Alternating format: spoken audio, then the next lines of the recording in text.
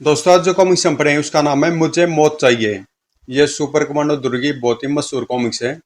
तो पढ़ते हैं इसको। मुझे मौत चाहिए। राजनगर अपने आप में एक अनोखा महानगर है। इसके एक तरफ तो लहरों से लहराता समुद्र है, तो दूसरी तरफ चिलचिलाती धूप से देखता रेगिस्तान। इस रेगिस्तान के ऊपर जब सूरज चमकता है तो दूर दूर तक कोई भी जीव जंतु दिखाई नहीं पड़ता है, क्योंकि इस धूप को तो पत्थर भी सह नहीं पाते हैं। लेकिन फिर भी इस कड़कती धूप में एक बूढ़ा आदमी तपती हुई रेत पर पैरों के निशान छोड़ता हुआ राजनगर की तरफ बढ़ रहा था। और राजनगर में एसएसपी साहब शहर में घट रही आतंकवादी घटनाओं से चिंतित थे। हम जानते हैं ध्रुव कि यह वारदातें कौन कर रहा है, लेकिन हम उनको पकड़ नहीं पा रहे हैं। ऐसा क्यों सर? क्योंकि यह खतरनाक हत्यारे इस शहर में कहाँ छिपे हुए हैं यह हम नहीं जानते हैं। और ये इतनी शीघ्रता से आतंकवादी हरकतें करके भागते हैं कि इनका पीछा कर पाना बहुत मुश्किल होता है। इनका पता लगाने की जिम्मेदारी मैं लेता हूं सर। जल्दी वे आतंकवादी आपकी गिरफ्त में होंगे। और लगभग इसी वक्त शहर के एक व्यस्त बाजार से गुजरती एक तेज वैन जरा धीमी हुई, और उसमें से एक शक्तिशाली हथगोला उछलकर सड़क पर आ गिरा। यह तो बम है, भागो! यह जरूर उन आतंकवादियों का ही काम है। हे ईश्वर, अब तो ही रक्षा करना। सभी अपनी जान बचाने के लिए बम से दूर भागे। पूरे बाजार में भगदड़ मच गई। लेकिन भीड़ होने के कारण भागने का रास्ता भी नहीं था। ऐसे में एक बूढ़ा आदमी जिसके कपड़ों में रेत जैसे चू रही थी, बम की तरफ बढ़ा और उसने बम को उठा लिया। अरे पागल हो गए क्या? यह बम फटने वाला है, तुम्हारे चीथड़े उड़ जाएंगे। मेरे चीथड़े उड़ जाएंगे? काश इसकी बात सच होती। लेकिन मैं इस बम को ऐसे फटने नहीं दूंगा, वरना कई जानें चली जाएंगी, और मैं यह नहीं चाहता कि मेरे अलावा और कोई भी मरे। वह बूढ़ा बम को उठाकर भीड़ से दूर दौड़ा और हथगोले को अपने शरीर के नीचे दबाकर लेट गया। अगले क्षण बम फट गया। बूम! लेकिन शरीर के नीचे दबा होने के कारण धमाके का असर दूर तक नहीं हुआ। यह तो बेहोश हो गया। हाँ, लेकिन आश्चर्य है, इसके शरीर पर तो कहीं खरोच तक नहीं आई है। फिर भी इसको अस्पताल तो पहुंचाना ही होगा। इसने अपनी जान देकर हमारी जानें बचाई हैं। आतंकवादी भी यह दृश्य देख रहे थे। देख जगह, हमारे कम से कम 50,000 रुपये पानी में चले गए।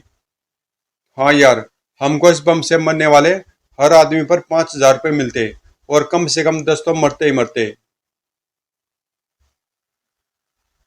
लेकिन इस कमीने बुढ़ऊ ने हमारी स्कीम चौपट कर दी। सबसे पहले इसी को ठिकाने लगाना पड़ेगा। लेकिन भीड़ तो उसे अस्पताल ले जा रही है। उस एम्बुलेंस के पीछे चलो। इस घटना की सूचना ध्रुव तक भी पहुंच गई थी, और वह उस बूढ़े से मिलने अस्पताल तक आ पहुंचा था। उसका शरीर ऊपर से तो बिल्कुल ठीक है ध्रुव, लेकिन उसको अंदरूनी चोट कितनी आई है यह तो उसके होश में आने पर ही पता चलेगा। ओह, उस भीड़ में वही एक ऐसा आदमी था जो भयभीत नहीं था। उसने जरूर उन आतंकवादियों को देखा होगा। मेरा उससे मिलना बहुत जरूरी है। आई एम सॉरी, वैसे भी अभी वह होश में नहीं है। हम उस पर पूरी वॉच रखे हुए ध्रुव। उसके होश में आ जाने के बाद ही कुछ कहा जा सकता है कि वह बचेगा या नहीं। वैसे मुझे उम्मीद कम है। सुना ही रहा, अभी हम इसके अपने आप मरने का इंतजार करते हैं। कम से कम 5,000 तो मिलेंगे न। एक आश्चर्य की बात और है ध्रुव, बम के धमाके से उस बुढ़े की खाल इतनी सख्त हो गई है कि जब हम उसे इंजेक्शन लगाने लगे तो सुई ही टूट गई। लेकिन ऐसा कैसे हुआ यह तो शायद कोई वैज्ञानिक भी नहीं बता पाएगा। लेकिन ऊपर इमरजेंसी वार्ड में भर्ती उस बूढ़े को धीरे धीरे होश आ रहा था, और जैसे सुबह की सफेदी आसमान पर छानी शुरू हुई, वह बिस्तर से उठकर बैठ गया। उसके कपड़े सामने टंगे थे। उसने कोट के अस्तर के अंदर से कुछ निकाला, फिर वह चुपचाप बाहर निकला। चारों तरफ सन्नाटा था। वह सधे हुए कदमों से रिसेप्शन पर पहुंचा। उसने सोती हुई रिसेप्शनिस्ट के खुले हाथ में कुछ रखा। और बाहर के दरवाजे की ओर बढ़ गया। ये क्या? ये तो वही बुढ़ा है। अरे हीरा उठ, क्या आफत आ गई बे? उधर देख, कहीं मैं सपना तो नहीं देख रहा हूँ। नहीं, यह तो वही बुढ़ा जगह, लेकिन यह रातों रात ठीक कैसे हो गया? यानी हमारे 5,000 भी गए? अरे नहीं, इसको उतनी चोट नहीं लगी होगी जितनी हम समझ रहे थे। पर इसको अपने मामले में टांग अड़ाने के लिए सबक तो सिखाना ही पड़ेगा। आओ। और इसके कुछ ही मिनटों के बाद भी ध्रुव भी अस्पताल आ पहुंचा। डॉक्टर साहब, उस बूढ़े मरीज के क्या हाल है? आओ देखते हैं। अभी थोड़ी देर पहले तक तो वह बेहोश ही था। अरे, यह रिसेप्शनिस्ट तो सो रही है, और इसके हाथ में यह सोने का सिक्का और चिट कैसी रखी है? इस पर तो लिखा रूम नंबर 107 का पेमेंट। यह तो उसी बूढ़े के कमरे का नंबर है। आखिर यह चक्कर क्या? डॉक्टर, 107 का पेशेंट अपने कमरे में नहीं है। असंभव।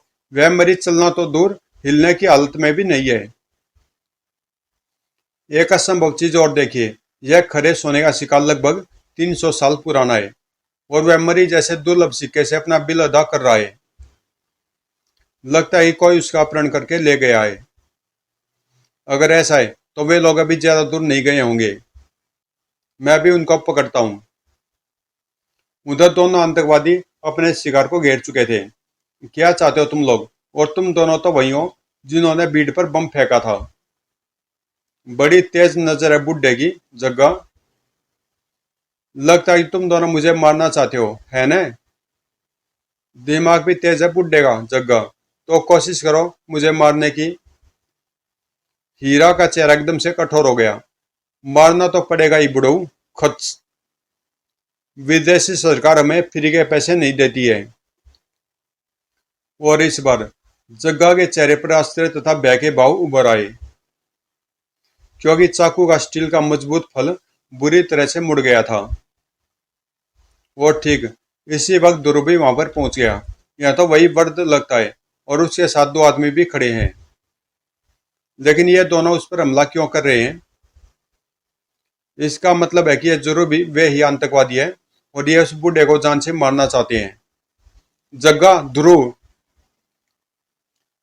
पलक झपकते एक आतंकवादी ने अपना शॉल उतार फेंका। घबरा मत हीरा, आज इसकी मौत इसे इसको यहाँ पर खींच लाई है। और उसकी उंगली शॉल के अंदर छिपी स्टैन गन के ट्रिगर पर दब गई। ऑटोमेटिक स्टैन गन से गोलियों की बौछार ध्रुव की तरफ लपकी। तुर तुर तुर तुर। लेकिन वे गोलियां ध्रुव तक नहीं पहुंच पाई।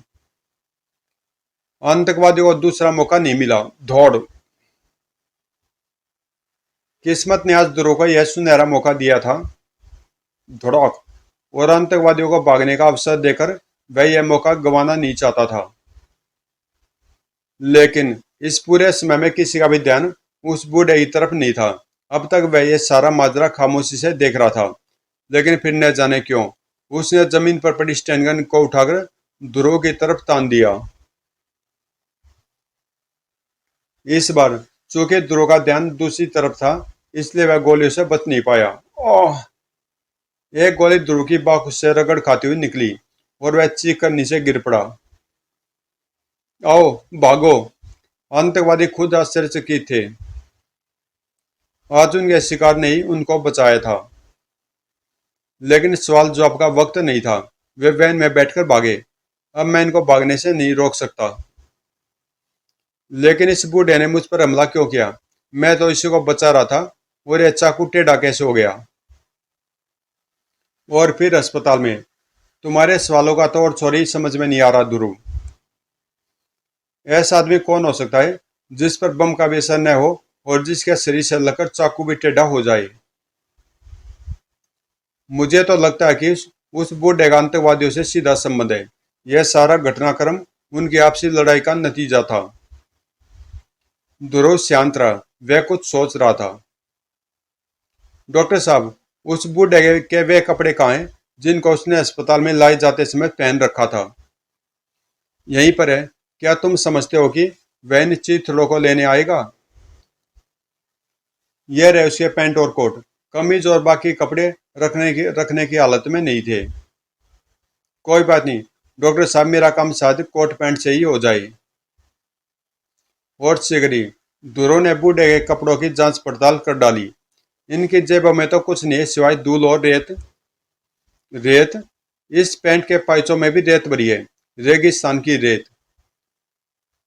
ध्रुव का दिमाग तेज से काम करने लगा। 500 में रेत, यानी ये बूढ़ा रेगिस्तान से पैदल चलकर यहाँ तक आया है। पर इस रेत के रंग में थोड़ी सी लाली है, और ऐसी खास रेत तो रेगिस्तान के सिर्फ उत्तरी छोर पर मिलती है। और जब ध्रुव अस्पताल से बाहर आया तो उसका इरादा बदल चुका था। आतंकवादियों को तो मैं पकड़ ही लूंगा। इस वक्त मुझे आतंकवादियों से ज्यादा दिलचस्पी उस बूढ़े में है। लेकिन दूसरी तरफ आतंकवादियों के गुप्त अड्डे पर तो ये माजरा है। लेकिन तुमने हमारे आदमियों की मदद क्यों की? इन्होंने तो तुम्हारी जान लेने की कोशिश की थी ना। हाँ हाँ, मैंने तुम्हारे आदमियों की मदद इसलिए की क्योंकि इन लोगों ने मेरी जान लेने की कोशिश की थी। दरअसल मुझे मौत चाहिए। मौत चाहिए? तो इसमें मुश्किल क्या है? जाकर रेल की पटरी पर लेट जाओ, पहाड़ से छलांग लगा दो, कनपट्टी पर गोली मार लो। यह सब मैं कर चुका हूँ। यह सब तुम कर चुके हो और फिर भी जिंदा हो? सठिया गए हो क्या बुढ़ऊ? अगर मैं सच बोलूंगा तो तुम सठिया जाओगे। और चाकू तो तुमने मुझे मारा था, वही चाकू जिसका फल टेढ़ा हो गया था। हाँ हाँ, लेकिन वह कैसे? यह सोचकर तुम अपने दिमाग को कष्ट मत दो। सुप्रीमो, यह बूढ़ा जो कुछ कह रहा है वह सुनने में असंभव तो जरूर लगता है, लेकिन हमारे पास इसी कहानी की सच्चाई के प्रमाण है। तब तो हम इसका इस्तेमाल अपने रास्ते का सबसे बड़ा कांटा हटाने के लिए करेंगे। हमको आप पर यकीन है बुजुर्गवार, लेकिन हमारे पास ऐसा कोई तरीका नहीं है जिससे हम आपकी इच्छा पूरी कर सके। आपकी मृत्यु का रास्ता केवल एक ही व्यक्ति निकाल सकता है, और वह व्यक्ति है सुपर कमांडो ध्रुव। यह कौन है? वही लड़का जिस पर आपने स्टेन गन से गोलियां चलाई थी, लेकिन इसके लिए आपको उसे जान से मारने की पूरी कोशिश करनी पड़ेगी, ताकि वह भी आपको खत्म करने के लिए कोई कसर न उठा रखे। वह इस वक्त कहाँ है इसका पता मेरे आदमी आपको बता देंगे। इसी समय ध्रुव रेगिस्तान के उत्तर की तरफ बढ़ रहा था। यहीं 1 वर्ग किलोमीटर का इलाका लाल रेत वाला है। वह रहस्य में बूढ़ा जरूर यहीं कहीं से आया होगा, लेकिन कहाँ से? यहाँ से तो दूर दूर तक यहाँ से तो दूर दूर तक केवल रेत नहीं, वह रहा रेगिस्तान के अंत में एक महलनुमा मकान। वह बूढ़ा जरूर यहीं से आया होगा। कुछ देर बाद ही ध्रुव उस प्रभावशाली इमारत के प्रांगण में खड़ा था। यह इमारत तो मुगल काल की लगती है, पर इसमें जरूर कोई अब भी रहता है, वरना यह महल अब तक खंडर में तब्दील हो गया होता। इस पत्थर पर उर्दू में किसी का नाम भी लिखा है, लेकिन इसके शुरुआत के अक्षर मिट गए हैं, सिर्फ रूह पढ़ने में आ रहा है। इसमें रहने वाले का नाम जरूर मजरू या ऐसे ही कुछ होगा, लेकिन मैं तो इसको रूह ही कहूंगा। इतने पुराने मकान में तो कोई कोई रूह ही रहती होगी। खैर, यहाँ खड़े रहने से कुछ नहीं होगा। अगर यहाँ से कोई जानकारी मिलती है तो वह इस इमारत के अंदर से ही मिलेगी। ध्रुव ने इमारत के अंदर कदम रखा और वह आश्चर्यचकित रह गया। वाह, क्या आलीशान महल है! यह जरूर उसी बूढ़े रूह का महल है। दीवारों पर टंगी उसके पूर्वजों की तस्वीरों की शक्लें भी बूढ़े से काफी कुछ मिल रही है, यानी मैं सही स्थान पर पहुंच गया हूँ। लेकिन यहाँ तो कोई भी नहीं। ओह! तभी अंदर से उड़ता हुआ एक विशालकाय चमगादड़ ध्रुव से आ टकराया, और ध्रुव से बचने की कोशिश में एक तस्वीर से जा लड़ा। यह चमगादड़ था या चील? अरे वाह, यह चित्र तो उस बूढ़े के मुगल काल के किसी पूर्वज का लगता है। इसकी शक्ल भी बिल्कुल रूह जैसी है, यहाँ तक कि इसकी ठोड़ी पर भी वैसा ही तिल है जैसा रूह की ठोड़ी पर है। और यह दूसरा चित्र इस पूर्वज के शायद अगले वंश का है।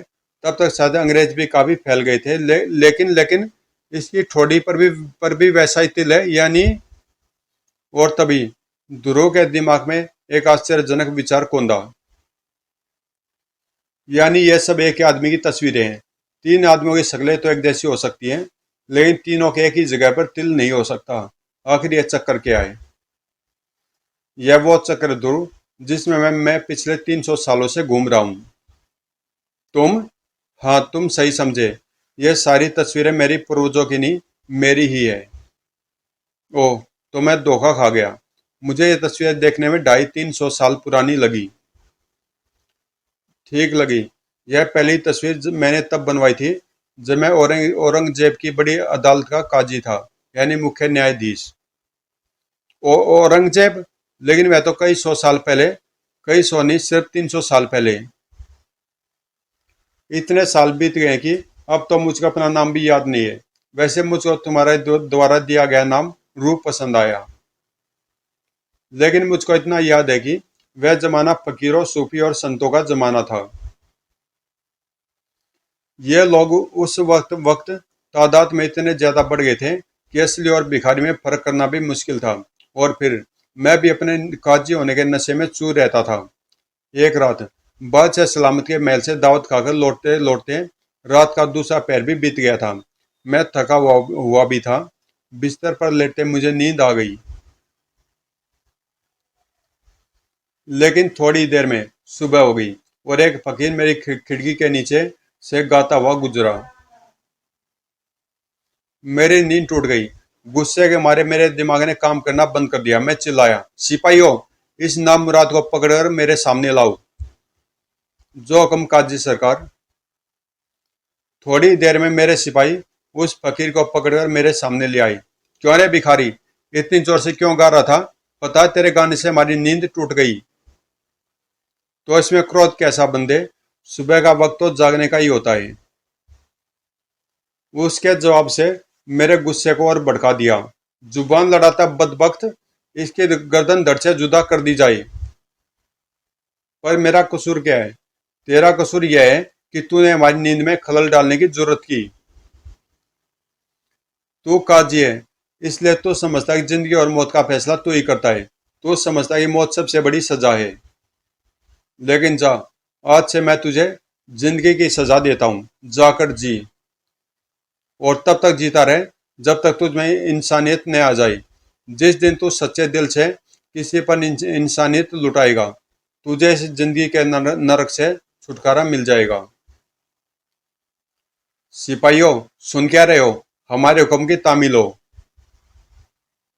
सिपाहियों की तलवारें उठी और उस फकीर का सिर जमीन पर आ गिरा। उस वक्त मैंने फकीर के साहब को गंभीरता से नहीं लिया। लेकिन समय बीतने के साथ साथ फकीर का साहब सच साबित होने लगा। मेरे सारे सगे संबंधी और दोस्त एक एक करके चल बसे। मेरा मन भी दुनिया से उचाट हो गया। मैं अपनी मौत की प्रतीक्षा करने लगा, लेकिन मुझे मौत नहीं आई। कुछ साल बाद लोगों को मुझ पर शक होने लगा। तब मैं यह देश छोड़कर ईरान चला गया और यह अफवाह फैला दी कि मैं वहां पर शादी करके एक लड़का होने के बाद मैं मर गया। 50 साल बाद जब मैं वापस आया तो सबने यही समझा कि मैं अपना ही बेटा हूं। ऐसा मैं हर 50 साल बाद करने लगा। धीरे धीरे यहाँ की आबादी उजड़ गई, हरियाली खत्म हो गई और यहाँ पर रेगिस्तान बन गया।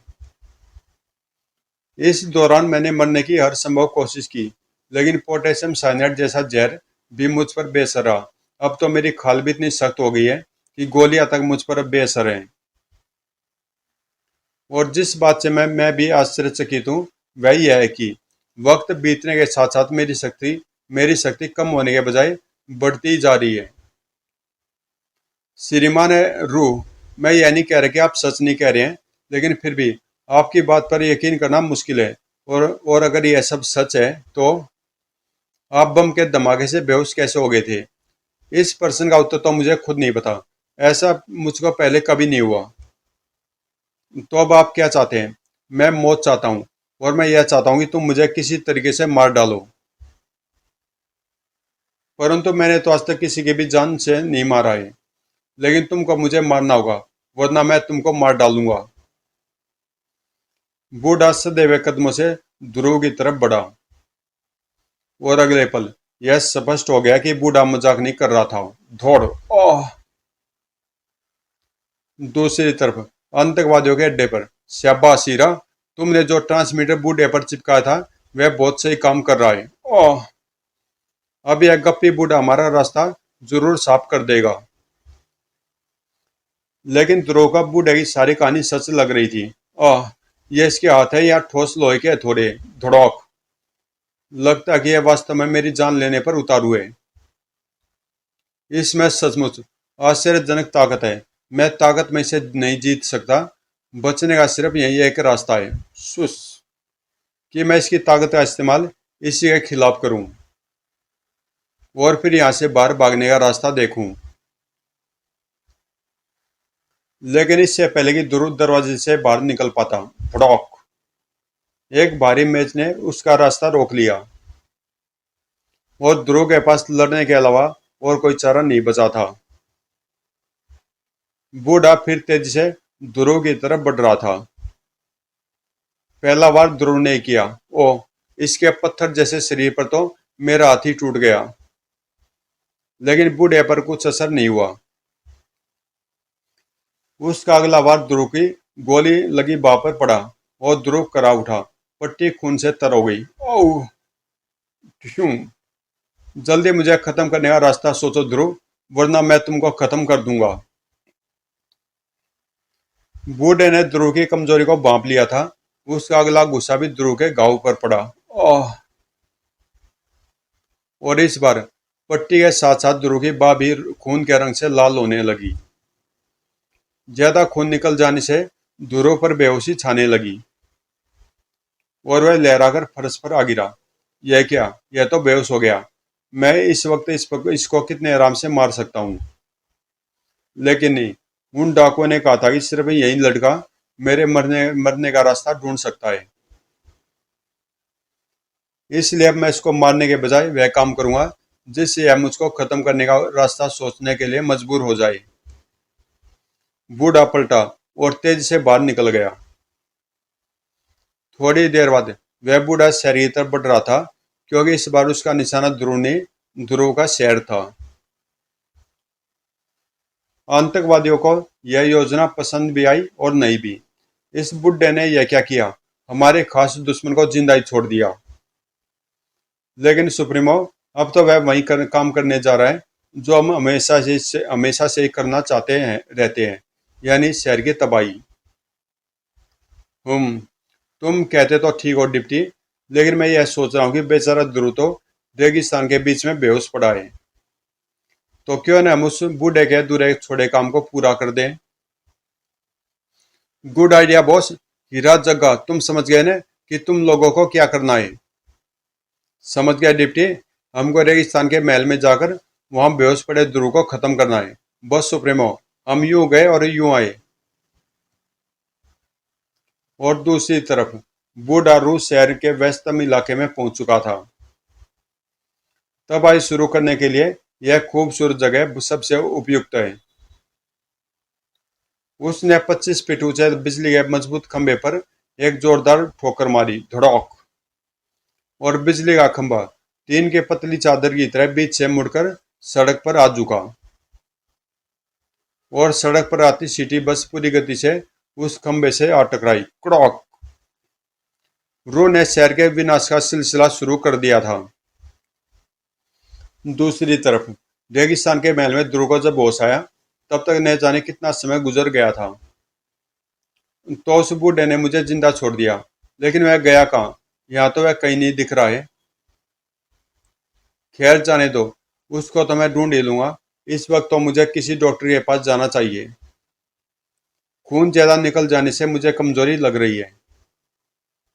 ध्रुव अपनी मोटरसाइकिल की तरफ बढ़ाई था कि तभी उसको मोटरसाइकिल के बीच में एक खंजर आ धंसा। खटाक। तुम दोनों यही यहाँ पर? हा हा हा। इतनी कमजोरी में तो डॉक्टर भी बेड रेस्ट बताते हैं प्यारे। हम बड़े डॉक्टर हैं, इसलिए हम तुमको पूरा रेस्ट कराएंगे। तो बिना किसी पूर्व चेतावनी के स्टैनगन की नाल गोलियां उगलने लगी और ध्रुव की सारी कमजोरी पल भर में गायब हो गई। वह एक तरफ उछला और उसका हाथ खंजर पर जा पड़ा। वाह, मुझे फिल्मी स्टाइल से रोकने के चक्कर में इन्होंने खुद ही मुझे एक हथियार दे दिया है। स्टैनगन दोबारा चलने के लिए पल भर को खामोश हुई।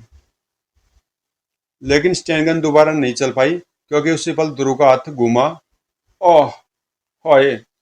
और आतंकवादी के हाथ से स्टैनगन छुटकर नीचे जमीन पर आ गिरी।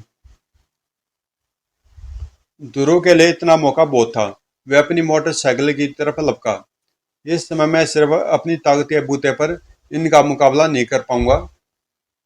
इसके लिए मुझको अपनी स्पेशल मोटरसाइकिल का सहारा लेना पड़ेगा। ध्रुव ने अपनी मोटरसाइकिल की स्पेशल हेडलाइट जलाई और रेगिस्तान की धरती पर एक दूसरा सूरज जल उठा। दोनों आतंकवादियों की आंखें चुंधिया गई। कुछ पलों के लिए उनको दिखाई देना बंद हो गया और इन कुछ ही क्षणों में सारा खेल खत्म हो गया। कमजोर ध्रुव के गुस्से भी दोनों आतंकवादियों के लिए बहुत थे। दौड़ ढूम। ध्रुव एक बार फिर शहर की तरफ बढ़ चला, लेकिन इस बार वह अकेला नहीं था। उसके साथ दो सवारियां और भी थी। लेकिन शहर में घुसते ध्रुव का दिमाग चकरा गया, क्योंकि इस वक्त शहर में और रेगिस्तान में जरा सा ही फर्क था। चारों तरफ की गई भयावह तोड़फोड़ इस बात की गवाही दे रही थी कि अभी अभी यहां से कोई भीषण तूफान गुजरा है। यह सब कैसे हुआ भाई? ध्रुव साहब, मैं सच बताऊंगा तो आप कहेंगे कि मैं ड्यूटी पर पिए हुए हूँ। ये गड़ब सारी तोड़फोड़ एक बूढ़े ने की है, जो देखने में तो ऐसा लगता था कि जैसे एक झापड़ में मर जाएगा। लेकिन जब मैंने उसे रोकने की कोशिश की तो उसने मुझे एक झापड़ मारा। उसके बाद मुझे अभी भी होश आया है। वह अपने एक झापड़ से शायद शेर को भी मार सकता है कांस्टेबल, इसलिए शर्म मत करो और मुझे यह बताओ कि वह बूढ़ा गया किधर है। वह शक्ति नगर की तरफ गया है ध्रुव साहब। तो तुम इन आतंकवादियों को संभालो, मैं उसे देखता हूँ। आतंकवादी, और वह भी दो दो? हमारे ध्रुव साहब भी बस कमाल है। दूसरी तरफ बूढ़ा रूप परेशान था। इतनी तबाही देखकर तो वह लड़का ध्रुव मुझे खत्म करने का कोई न कोई रास्ता अवश्य निकाल लेगा। लेकिन वह अब तक आया क्यों नहीं? कहीं वह मर नहीं नहीं, ऐसा नहीं हो सकता। शायद उसको यहाँ तक बुलाने के लिए इतनी तबाही काफी नहीं। ओह धड़ोम! आहा, तो तुम आ गए। मैं आपसे यह प्रार्थना करने आया हूँ कि आप यह विनाश का विचार छोड़ दें और हमारे साथ बैठकर शांति से विचार विमर्श करें। इस तरह से आपकी समस्या का कोई न कोई हल अवश्य निकल आएगा। तभी पूरा वातावरण टैंकों की गड़गड़ाहट से गूंज उठा। ध्रुव, हमने इस शैतान को खत्म करने के लिए सेना से मदद मांगी है। तुम बीच में से हट जाओ। अच्छा, तो अब तुम लोग मुझ पर तोप चलाओगे? नहीं सर, इसको खत्म करना इस समस्या का हल नहीं है। हट जाओ ध्रुव, वरना ये मेरा तो कुछ नहीं बिगाड़ पाएंगे, लेकिन तुमको जरूर मार डालेंगे और तुम्हारे साथ ही मेरे मरने की उम्मीद भी खत्म हो जाएगी। फायर! ब्रोम! टैंकों से दो शक्तिशाली गोले बूढ़े के सीने पर आकर फटे। वह कुछ क्षणों के लिए जमीन पर आ गिरा, लेकिन फिर वह धीरे धीरे उठा। ओह, न जाने क्यों मुझ पर वह फिर वैसी बेहोशी छा गई थी, लेकिन इस बार असर कम देर तक रहा। अब मैं ठीक हूँ, लेकिन इन सैनिकों को यह समझाना ही पड़ेगा कि मुझ पर किसी भी तरह के हमले बेकार हैं। सर, हमला बेसरा और अब वह बूढ़ा हमारी तरफ बढ़ रहा है। सभी बूढ़े की इस हरकत से हैरान थे। अब यह बूढ़ा रूह क्या करेगा? टैंकों को रोकना इतना आसान नहीं है। लेकिन अगले कुछ क्षणों में ध्रुव को अपने सवाल का जवाब मिल गया। आश्चर्यजनक, लेकिन टैंकों के हमले ने मुझे वह समाधान दे दिया है जिससे मैं रूह को शायद रोक सकूंगा। लेकिन इसके लिए इस लेकिन इससे लिए मुझे रूह को फैक्ट्री एरिया की तरफ ले जाना पड़ेगा। ध्रुव रुक जाओ, अब मुझसे बचकर भागना असंभव है। बिना मुझे मारे तुम यहाँ से नहीं जा सकते। मैं तुम्हारा पीछा दुनिया के अंत तक नहीं छोड़ूंगा और इस बार तुमको खत्म करके ही दम लूंगा। ठीक है रू, आखिर अगर तुमने मैं क्योंकि तुमने अगर मेरा पीछा छोड़ दिया तो मेरी योजना चौपट हो जाएगी। दूसरी तरफ आतंकवादी अपने ट्रांसमीटर पर पूरा घटनाक्रम सुन रहे थे। यह ध्रुव यहाँ कैसे पहुंच गया? इसका मतलब है कि जग्गा और हीरा अपने काम में असफल रहे। अब तो इस काम के लिए मुझे खुद ही जाना होगा। तुम सब लोग अपने अपने हथियार लेकर तैयार हो जाओ। इस बार ये मौका हमारे हाथ से नहीं निकलना चाहिए। उधर ध्रुव बूढ़े को खींचता हुआ शहर से बाहर ले आया था। अपने प्लान के मुताबिक मैं इसको खो खो फैक्ट्री एरिया तक तो खींच लाया। अब देखना यह है कि मेरा प्लान काम करता है या नहीं। खो खो। ओह, यहाँ पर कैसी अजीब अजीब सी गंध आ रही है। उधर ध्रुव के पीछे दौड़ता बूढ़ा अचानक रुक गया। ओह, मुझ पर फिर से बेहोशी छा रही है। यह महक कैसे है? लगता है कि मुझे इसी महक के कारण बेहोशी आ रही है। मैं इस गंदी बू की जड़ को खत्म कर दूंगा और वह जड़ ये इमारत है जहां से यह बू आ रही है। भागो, यह तो वही बूढ़ा है जिसके बारे में रेडियो से विशेष सूचना आ रही है। कड़ॉक। घबरा मत, न्यूज में साफ कहा गया है कि इसने अब तक किसी की जान नहीं ली है। बूढ़े को किसी की जान लेने में कोई दिलचस्पी थी भी नहीं। वह तो उस दम घोटने वाली महक के स्रोत को नष्ट करना चाहता था। रू तो उस फैक्ट्री में घुस गया। यानी अब मेरा काम और आसान हो गया है। टैंकों के हमले से यह साफ हो गया था कि रू वायु प्रदूषण नहीं सह पाता है, क्योंकि यह आज से 300 साल पहले का मनुष्य है जब वायु प्रदूषण न के बराबर था। इसलिए यह सबसे पहले बम के धुएं से रात भर बेहोश रहा था, लेकिन धीरे धीरे यह वायु प्रदूषण का थोड़ा आदी हो गया होगा, क्योंकि टैंकों के हमले के कारण हुए धुएं ने इस पर ज्यादा असर नहीं किया। यही कारण है कि जिससे मैं रू को फैक्ट्री एरिया में खींच लाया हूँ। यहाँ पर तो वायु प्रदूषण इतना ज्यादा है कि उसको हम लोग तक सह नहीं पाते। इधर ध्रुव अपने विचार में खोया हुआ था और उधर रू लगभग पूरी फैक्ट्री तबाह कर चुका था। कड़ॉक। लेकिन बूढ़ा रू यहीं पर गलती कर गया, क्योंकि वह गंध के स्रोत को खत्म करने के चक्कर में उस स्रोत के और पास आ गया था। उसका दम और तेज से घुटने लगा और वह अपने होश खोकर एक बार फिर नीचे आ गिरा। ओह, बेहोश होते भी इसने पूरी फैक्ट्री तबाह कर दी है, लेकिन इस कीमत पर भी इसको पकड़ पाना सस्ता सौदा है।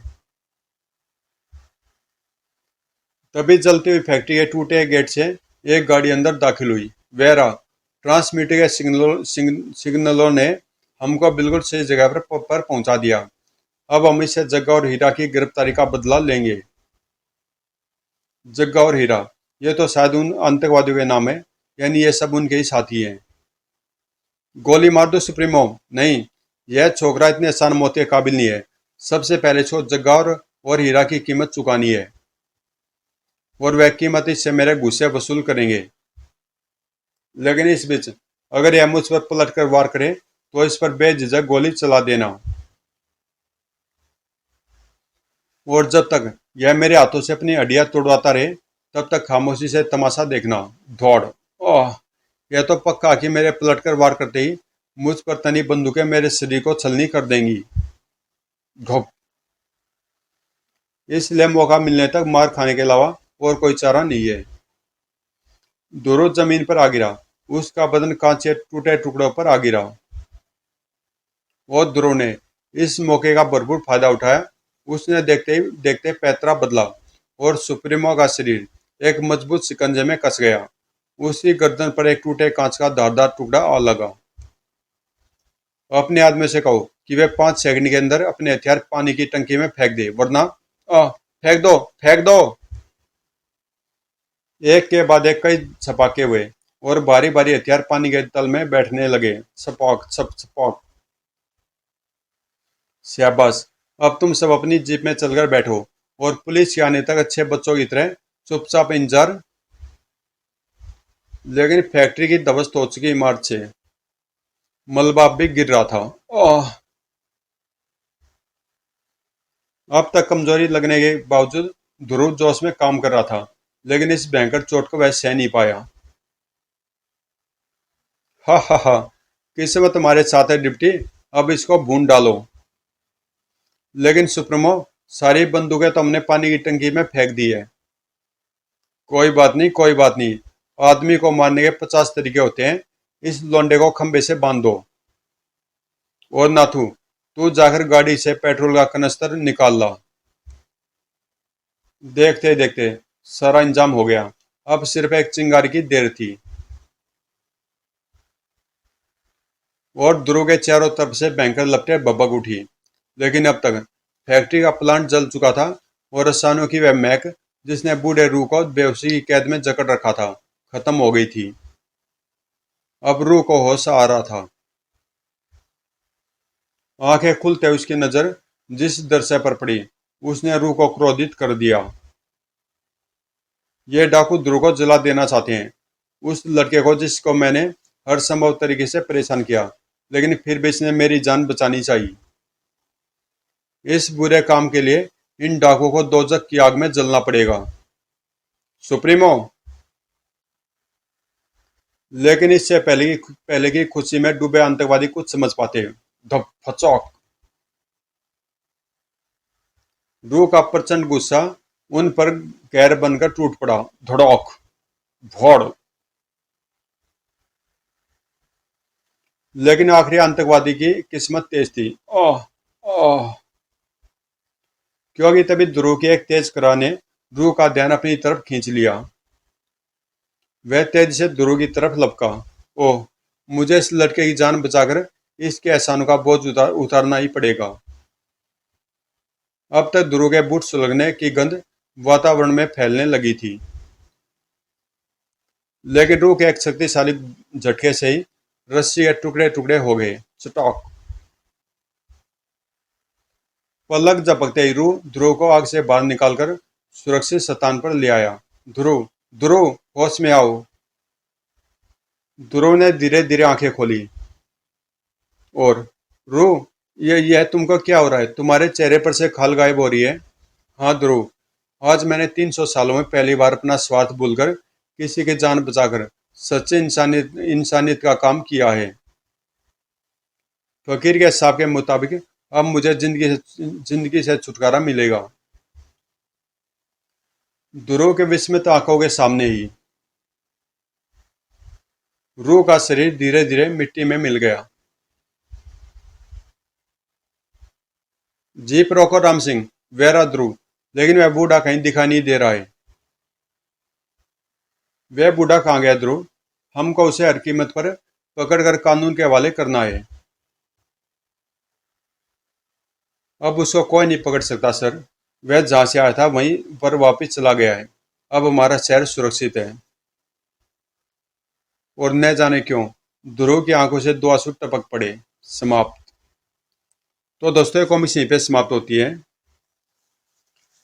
इस कॉमिक्स में एक बात समझ में नहीं आई कि उस बूढ़े की मौत जब होनी थी जब वह दूसरे इंसानों की मदद करते हुए मारा जाए।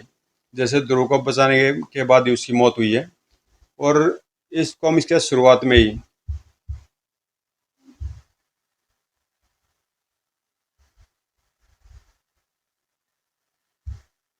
यहाँ पर यह बूढ़ा इन कम से कम 50-60 आदमियों की जान बचाता है यहाँ पर, और वो भी बिना किसी स्वार्थ के। तो इस बम से इसको यहीं पर मर जाना चाहिए था मेरे ख्याल से, क्योंकि यहाँ पर भी ये अपने लिए नहीं दूसरों की जान बचाने के लिए बम के नीचे बम के ऊपर लेट गया था।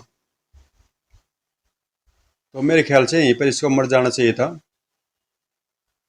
खैर कोई नहीं। और कॉमिक्स यहीं पे समाप्त होती है और मिलते हैं किसी अगली कॉमिक्स में।